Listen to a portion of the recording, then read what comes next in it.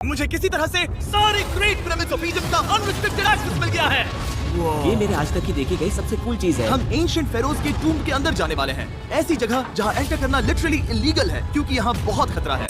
अगर हम गिर गए तो? ओह हाँ, तुम बेशक मर जाओगे। हम स्विम करके पिरामिड्स के नीचे बने एक सीक्रेट अंडरग्राउंड टूम्ब तक भी जाने वाले हैं। Oh my God! हमें एक्सप्लोर करने के लिए सिर्फ 100 घंटे मिले हैं और हम शुरू करने वाले हैं अभी इसी वक्त। मेरे पीछे आओ बॉयज, मजा आने वाला है। ये कितना खूबसूरत है। किसी ने यहाँ ये पत्थर 4500 साल पहले रखा था। बिल्कुल सही, ये पिरामिड लगभग 4500 साल पुराना है। जिस पैसेजवे में हम हैं वो हमें वहाँ ले जाता है जिसे इजिप्टोलॉजिस्ट कहते हैं किंग कुफू का टूम्ब, वो फेरो जिसने शायद पिरामिड्स बनवाने का हुक्म दिया था।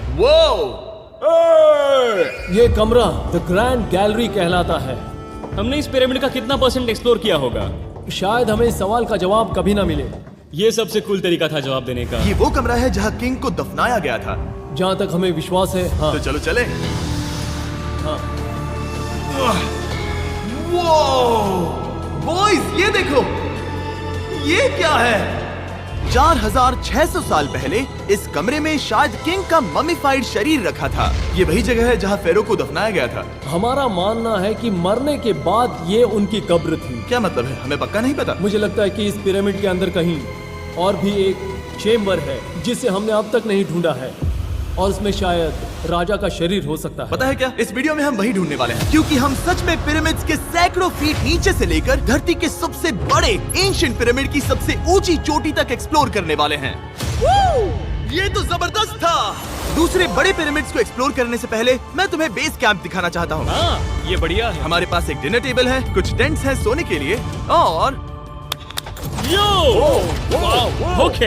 यहाँ तक कि हमने लाइट्स भी लगाई हैं ताकि तुम पिरामिड्स को कैंप से देख सको। ये इस दुनिया की सबसे महंगी नाइट लाइट होगी। ये है वो पिरामिड जिसे हम एक्सप्लोर करने वाले हैं। मुझे सुबह 5 बजे शुरू करना है तो सब जाके सो जाओ।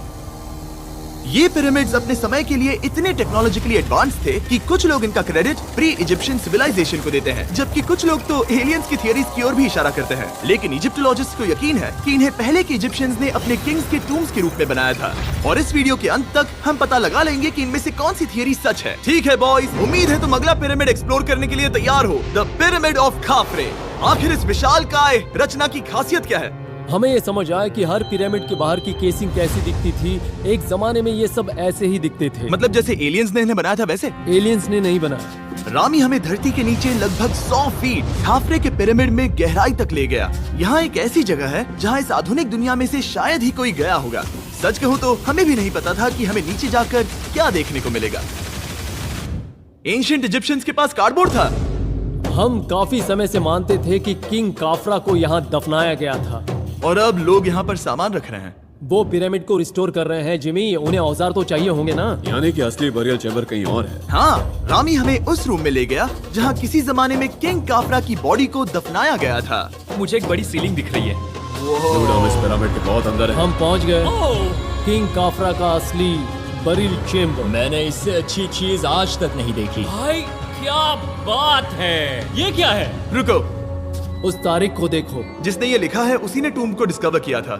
ये उसका दावा है कि उसने इस टूम्ब को डिस्कवर किया था। फेरो को यहीं दफनाया गया था। किंग काफरा के मरने के बाद उन्हें यही रखा गया था। इसके अंदर लेटना अपमानजनक तो नहीं होगा? अगर मैं तुम्हारी जगह होता तो उसकी जगह शराब को लेकर ज्यादा डरा होता। वैसे उस शराब से क्या होता है? कोशिश करके देखो। नहीं। ठीक है, चलो शराब के लगने से पहले यहाँ से निकलते हैं। ओह माय गॉश, ये पिरामिड तो शानदार था। राजा का मकबरा हमारे ज्यादातर सवालों का जवाब नहीं दे पाया, लेकिन पिरामिड्स के नीचे गहराई में स्थित अंडरवर्ल्ड का एक दरवाजा शायद वो चीज है जिसकी हमें तलाश थी। ये गॉड ओसिरिस का टूम्ब है जहाँ बहुत ही Oh कम my God. इंसान गए हैं। हम क्या कर रहे हैं? और जाहिर सी बात है अंडरवर्ल्ड के देवता का टूम्ब भी काफी गहराई में होगा। अब ये क्या है? ये देखकर तो बहुत गहरा लग रहा है। काल, पहले तुम जाओ। Oh my gosh! Oh my gosh! वो इतने आराम से नीचे कैसे जा रहा है? ये बस एंट्रेंस है काल। हाँ, अंडरवर्ल्ड के गॉड के पास जाने का। ये सीढ़ी काफी लंबी है। ये सच में बहुत गहरा है। अगर तुम गिरे तो ओह हाँ, तुम पक्का मर जाओगे। हाँ। अब तो सच में डर लग रहा है। मुझे इसे मजा नहीं आ रहा है। और जहाँ हम सब पहले से ही डरे हुए थे, वहाँ आगे जाके हमें ये दिखा। 3000 साल पुराना इंसान। इंसान? मैंने इसे हाथ में क्यों पकड़ा है? ये खोपड़ी का हिस्सा ये है? एक खोपड़ी है। हाँ। Oh my God! जब हम नीचे जाएंगे हम इतनी गहराई में होंगे कि ऑक्सीजन की कमी से बेहोश होने का भी खतरा रहेगा। बिल्कुल सही। अब